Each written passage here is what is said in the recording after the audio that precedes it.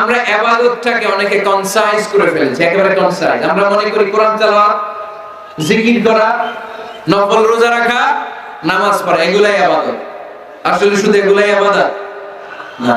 আল্লাহর আদেশ মানা আর মানবতার কল্যাণ হয় এরকম যত কাজ আপনি করবেন সবগুলোর ইবাদত হিসেবে কবুল করে নেবে কে? আল্লাহ। এজন্য বিশ্বনবী বলতেন তাবাসসুমুকা ফি ওয়াজহি আখিকা সাদাকা। তোমার ভাইকে দেখে রাস্তায় যখন তুমি সালাম দিবা এটার ইবাদত বানায় দিবে কে? আল্লাহ। তোমার ভাইকে দেখে যখন তুমি মুখের উপরে মুচকি একটা হাসি দিবা এটার ইবাদত হিসেবে কবুল করবে কে? আল্লাহ। You smile to your brother, it's a charity. তুমি তোমার ভাইয়ের দিকে তাকিয়ে যদি মুচকি হাসো এটাও সওয়াব, এটাও ইবাদত। সুবহানাল্লাহ পড়েন। সুবহানাল্লাহ। আপনারা মুচকি হাসেন তো? হ্যাঁ, মুচকি হাসবেন, হাসতে পয়সা লাগে না। হাসতে পয়সা লাগে? তা হাসেন না কেন? হাসেন তো দেখি, মুচকি হাসেন তো।